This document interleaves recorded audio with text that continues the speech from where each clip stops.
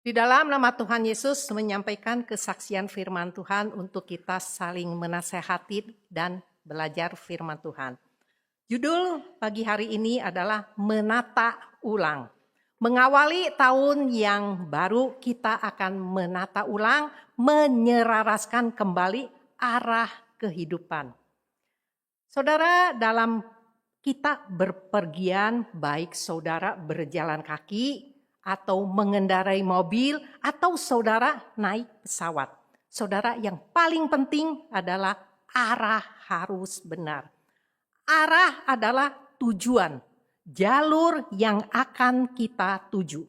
Jikalau arah tidak benar, jalan sangat cepat pun tidak ada gunanya. Selain harus benar, saudara, arah ini harus sering diseraraskan. Sekalipun terus maju ke depan, juga tidak ada gunanya kalau tidak diseraraskan, saudara.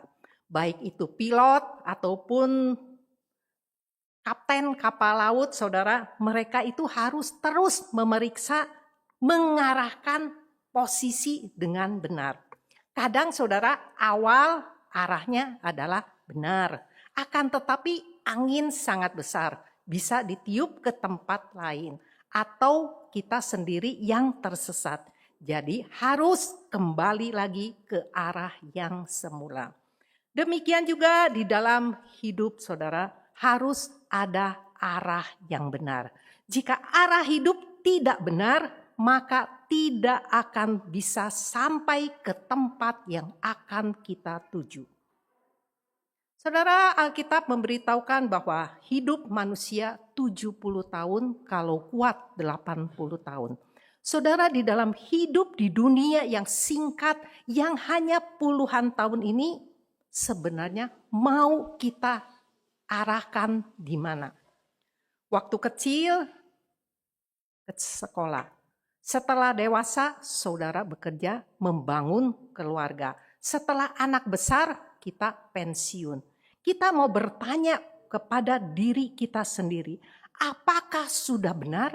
Apakah sudah tepat arah tujuan utama hidup ini?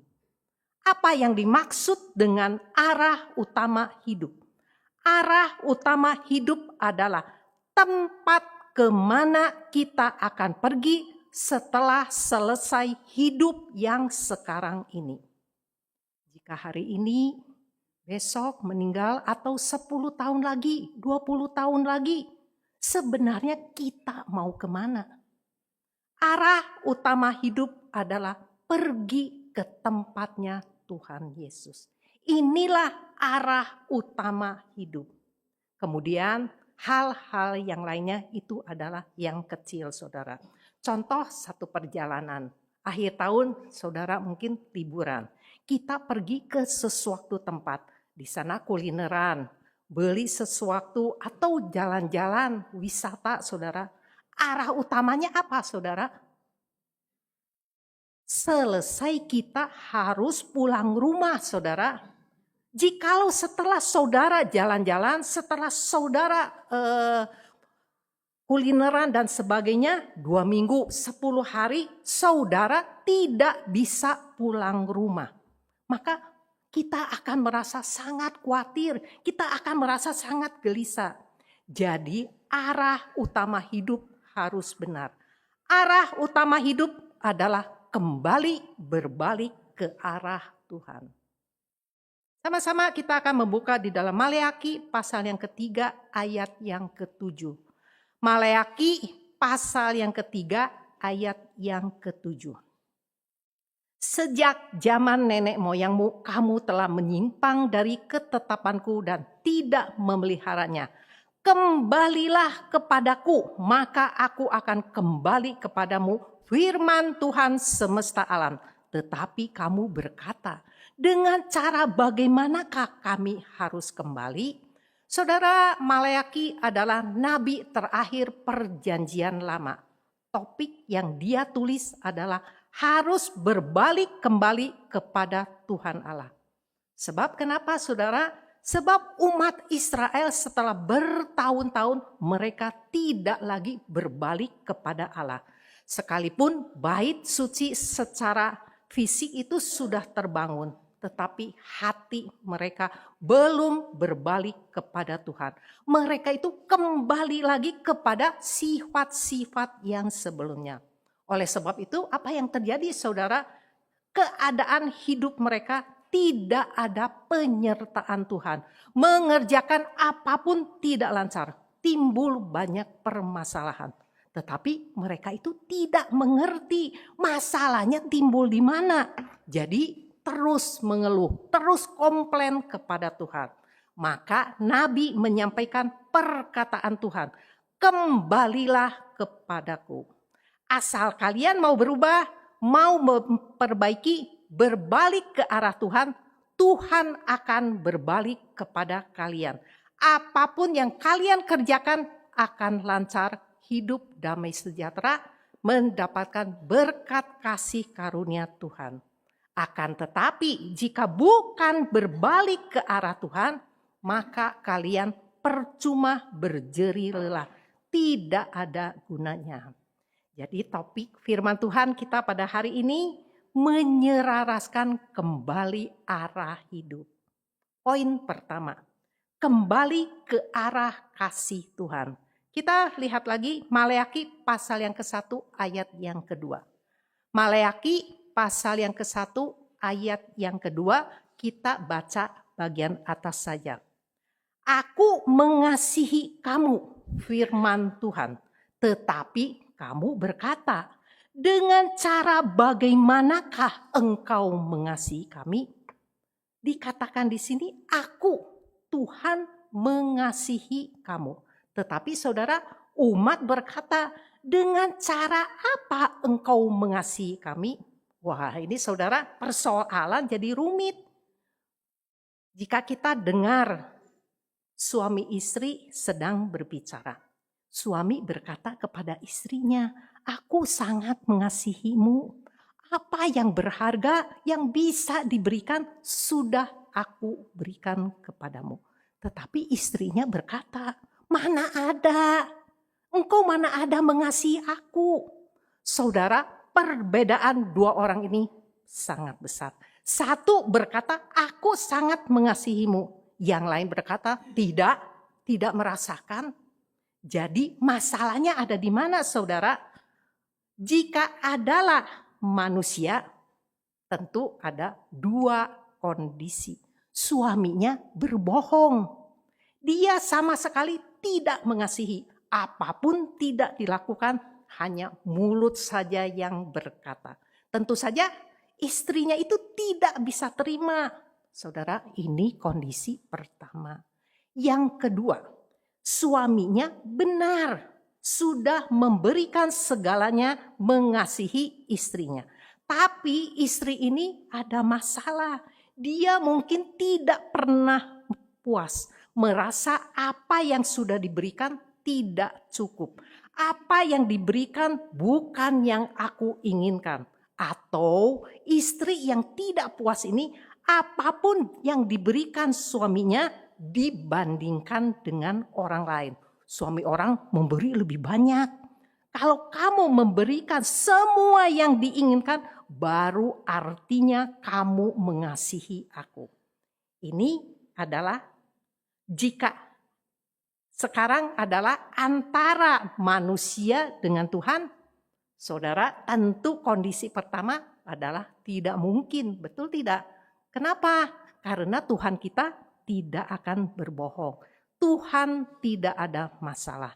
Yang ada masalah adalah umat, saudara. Yang ada masalah adalah saudara dan saya.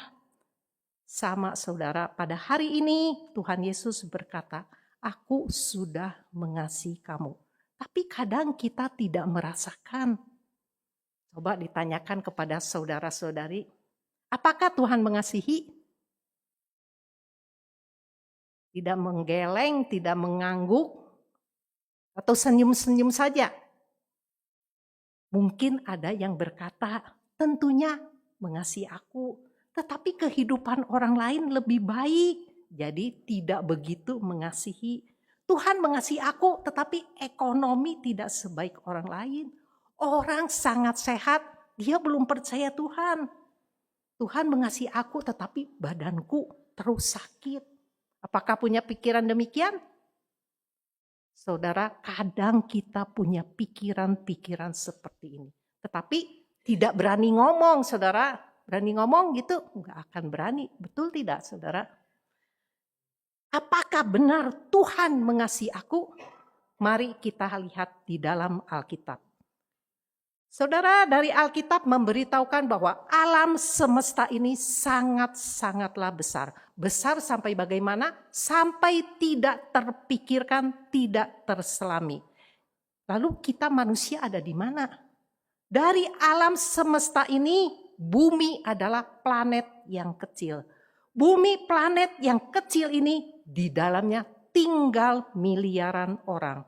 Lalu dari miliaran orang, Tuhan memilih sekumpulan kecil orang menjadi miliknya.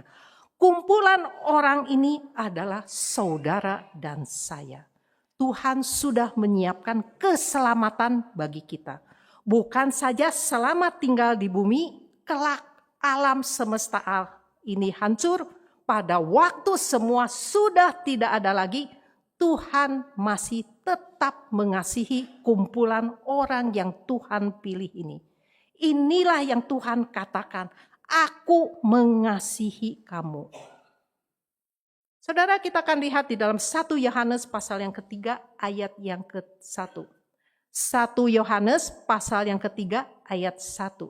Lihatlah betapa besarnya kasih yang dikaruniakan Bapa kepada kita, sehingga kita disebut anak-anak Allah. Dan memang kita adalah anak-anak Allah. Karena itu dunia tidak mengenal kita sebab dunia tidak mengenal Dia. Saudara, orang dalam dunia tidak akan merasa Tuhan sangat mengasihi mereka. Bahkan bagian besar mereka tidak menganggap Tuhan tidak ada. Mereka itu tidak akan mengadahkan kepala melihat ke atas, melihat bulan, bintang, matahari. Mereka itu hanya menunduk terus melihat HP, melihat benda-benda, melihat barang materi saja, saudara. Mereka selalu menganggap bahwa segala sesuatu adalah alami. Tetapi coba mari hari ini kita pikirkan. Jika Tuhan Allah tidak mengasihi manusia, hari ini kita mana ada pangan untuk dimakan, saudara. Mana ada air untuk diminum. Mana ada udara untuk dihirup. Dari alam semesta yang besar ini, saudara, hanya bumi yang bisa, airnya bisa diminum. Udara bisa dihirup. Bisa ditanami tanaman, saudara. Jadi untuk kita manusia, Tuhan telah menciptakan semesta ini. Bukan saja memberikan hidup secara jasmani, bahkan setelah alam semesta ini musnah, Tuhan masih mempersiapkan kehidupan kekal. Bahkan untuk menyelamatkan saudara dan saya, Tuhan kita mati di atas kayu salib. Jadi penatua Yohanes mengatakan, lihatlah betapa kasihnya kepada kita, saudara. Saudara, dengan mata manusia tidak akan bisa melihatnya. Sebab akan berpikir, tingkat kehidupan saya tidak seperti orang lain. Orang lebih kaya, orang lebih baik, orang lebih sehat. Melihat dari mata dunia, kita akan merasa Tuhan tidak begitu mengasihi. Tetapi jika saudara melihat dari mata rohani, Tuhan sangat mengasihi. Saudara, penting untuk dipahami. Kasih Tuhan kepada kita bukan supaya saudara dapat uang banyak. Bukan untuk pekerjaan. Bukan untuk usaha sangat lancar. Bukan supaya anak kita lebih baik daripada orang lain. Bukan, saudara, tetapi adalah merasakan, menyadari, mengalami bagaimana kasih Tuhan itu adalah kita bisa menjadi anak-anak Allah. Hari ini hanya anak-anak Allah yang bisa duduk di sini. Di hari Sabat, anak-anak ini ada di hadapan Tuhan Allah. Saudara, orang banyak sama sekali tidak kenal Tuhan Yesus. Jadi, apakah kita bisa memahami kasih Tuhan? Tetapi saudara, banyak orang percaya tetapi arahnya salah. Mereka percaya Tuhan Yesus, tetapi kasih Tuhan itu diukur dengan seberapa banyak pemberian materi. Tidak diberikan kesehatan, Tuhan tidak mengasihi. Tidak diberikan keuntungan, Tuhan tidak mengasihi. Membiarkan mengalami banyak penderitaan, Tuhan tidak mengasihi saya. Jadi saudara, kadang arah Tuhan mengasihi dengan arah kita Tuhan mengasihi adalah tidak sama. Jadi hari ini perlu dikoreksi. Jika konsep kita tidak diselaraskan, kasih Tuhan dipandang, dinilai, dikira sebagai berkat secara materi, maka dari itu tidak akan merasakan bahwa Tuhan sungguh mengasihi kita. Jika tidak merasa Tuhan mengasihi, saudara, apa akibatnya? Kita tidak akan percaya akan Tuhan, kita tidak akan believe, kita tidak akan patuh. Mengapa tidak percaya, saudara? Sebab berpikir, jika mengasihi, mengapa Tuhan membiarkan? Apakah kita tahu, saudara, hari ini, mengapa Tuhan membiarkan?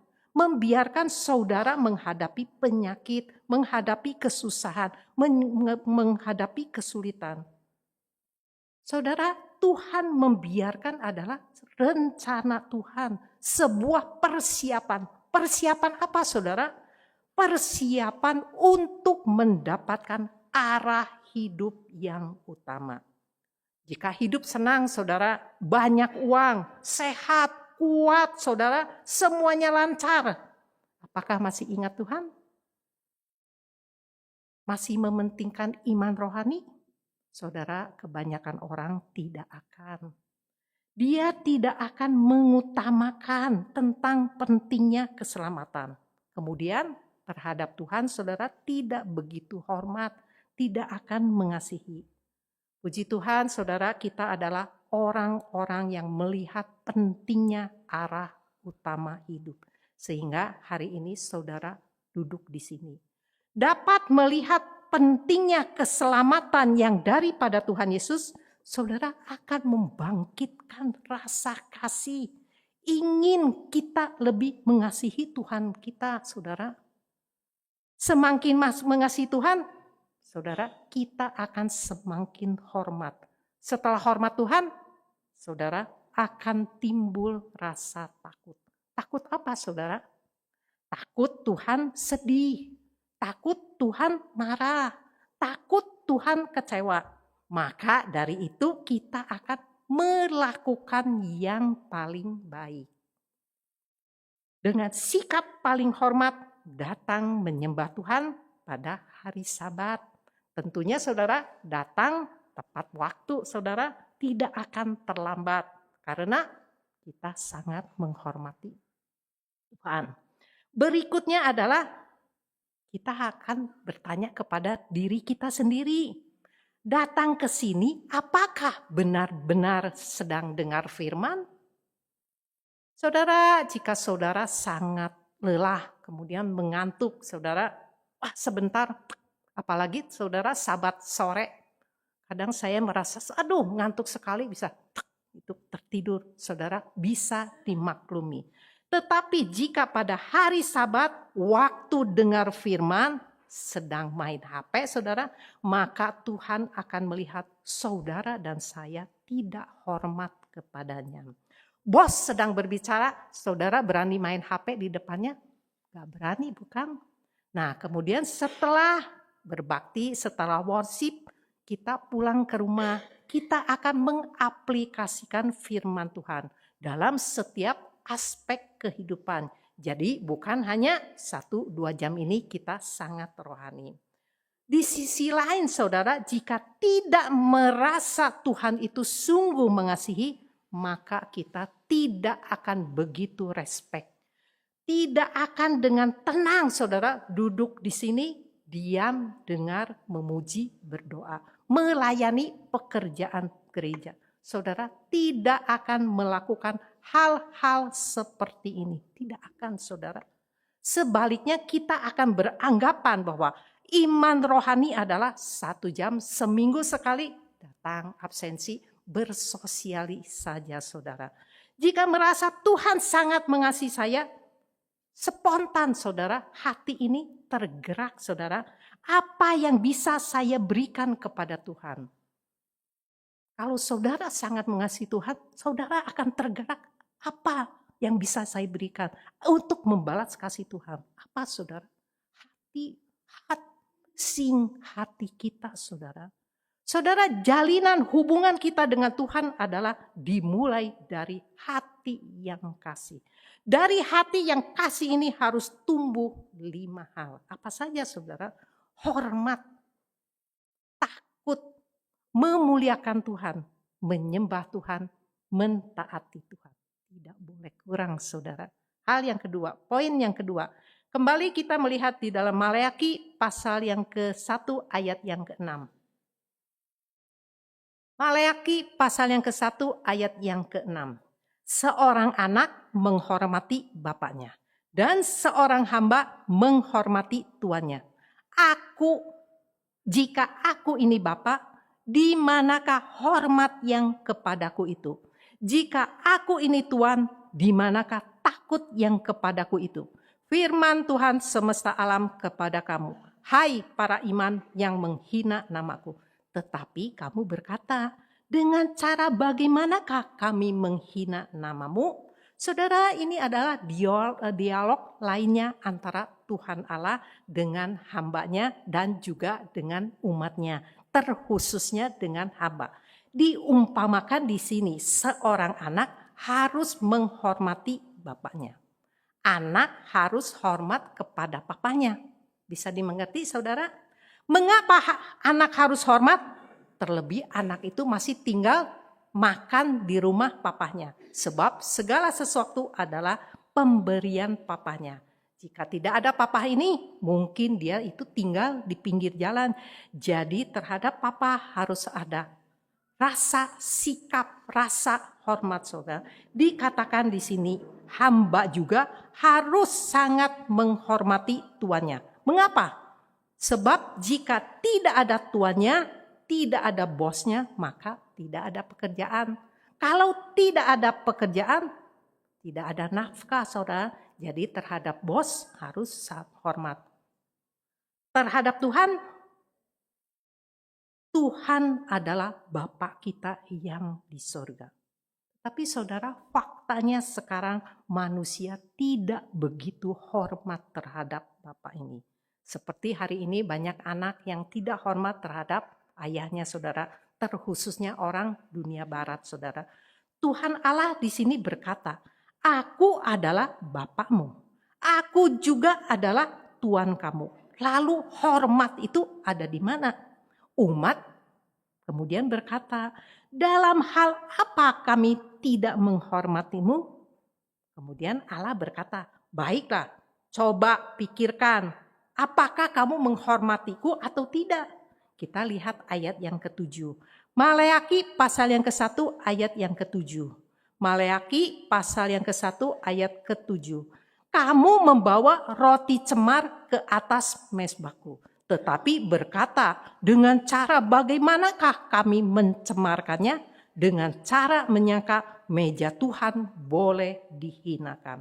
Saudara, bukan tidak memberi persembahan. Baik iman, umat pada waktu itu, mereka itu semua memberi persembahan. Mereka juga melayani pekerjaan Tuhan.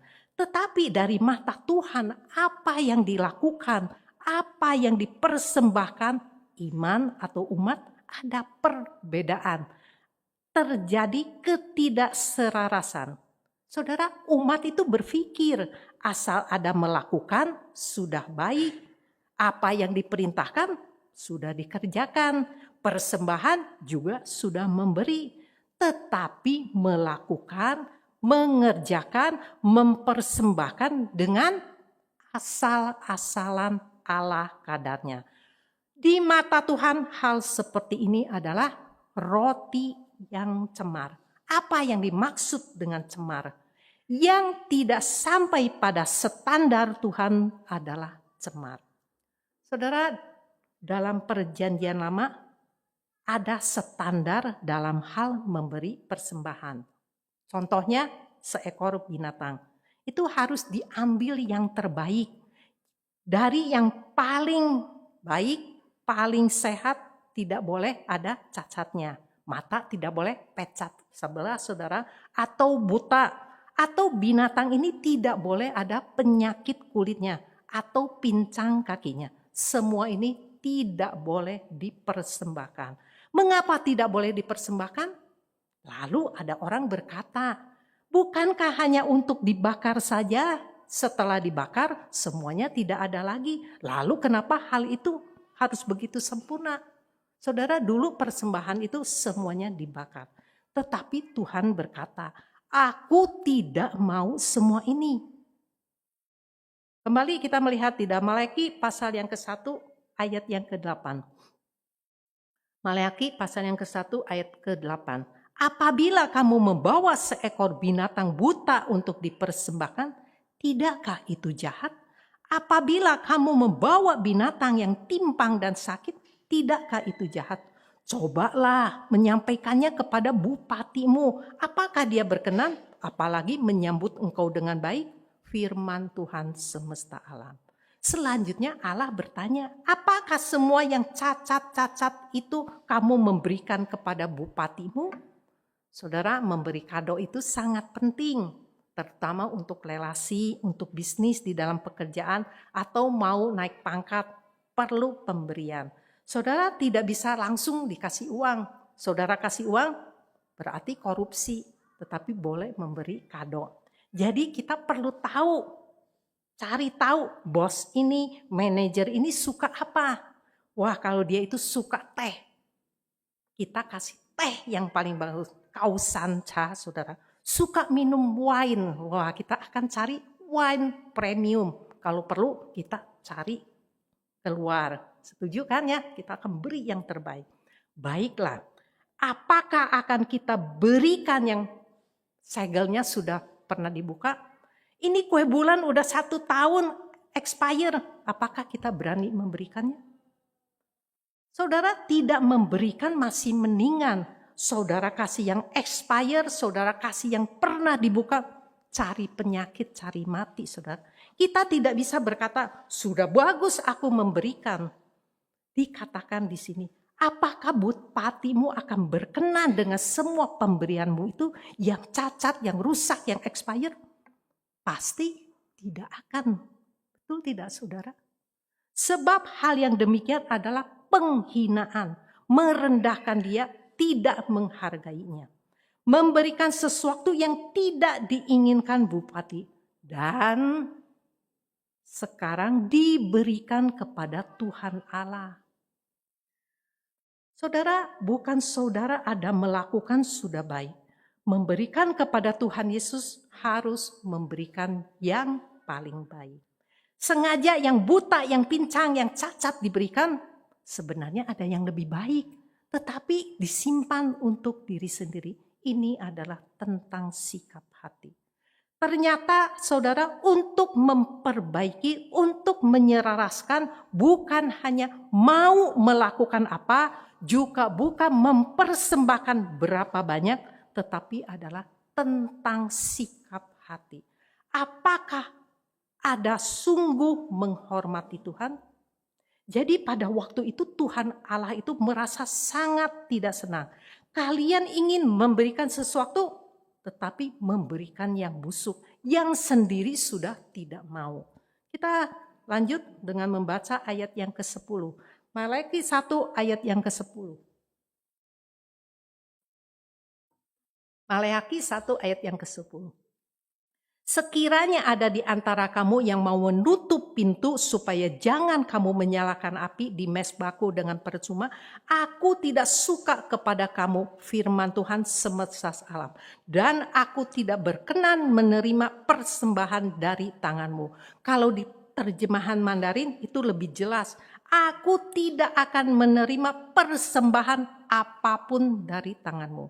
Saudara, dalam memberi persembahan baik itu berbentuk materi sampai hati kita hari ini perlu diselaraskan, harus diperbaiki saudara.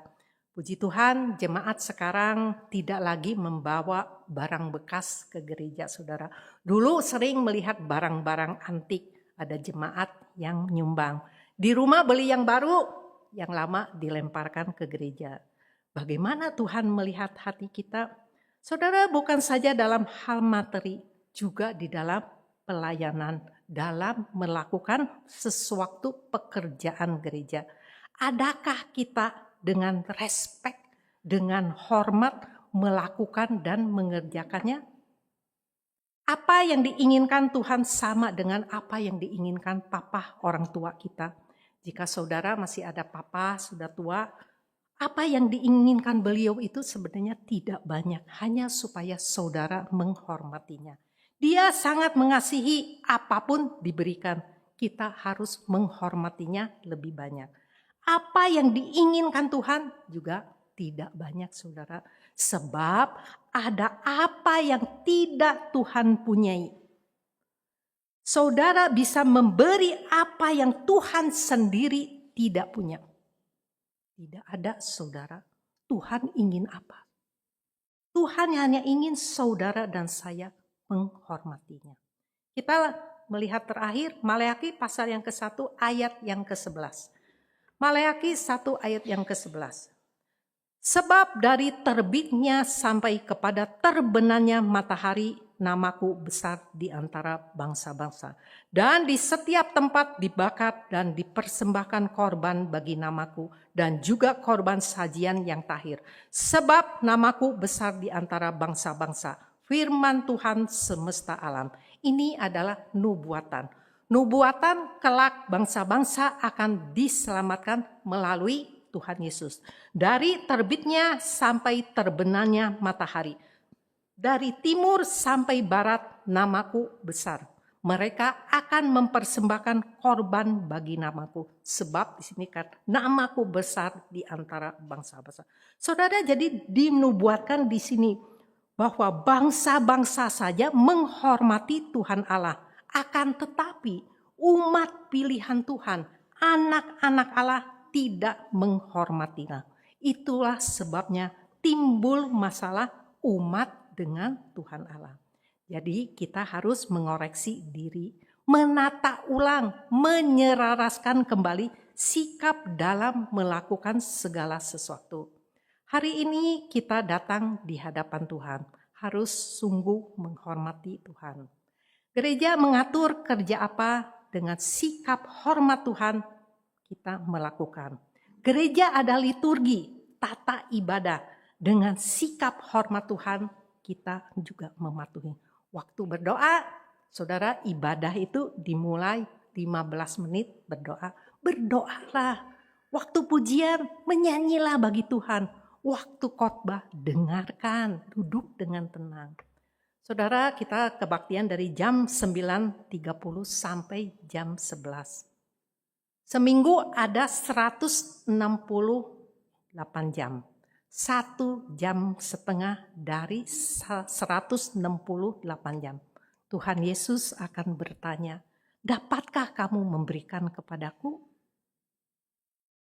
Kita kesini datang menyembah Tuhan. Apakah benar menghormat Tuhan? Saudara, orang belum tentu bisa melihat. Tetapi Tuhan pasti bisa melihatnya. Jadi kita perlu koreksi diri sendiri. Apakah memberikan yang paling baik kepada Tuhan? Yang paling baik dari sikap hati kita, dari perilaku, dari tindakan sikap melayani pekerjaan Tuhan. Amin.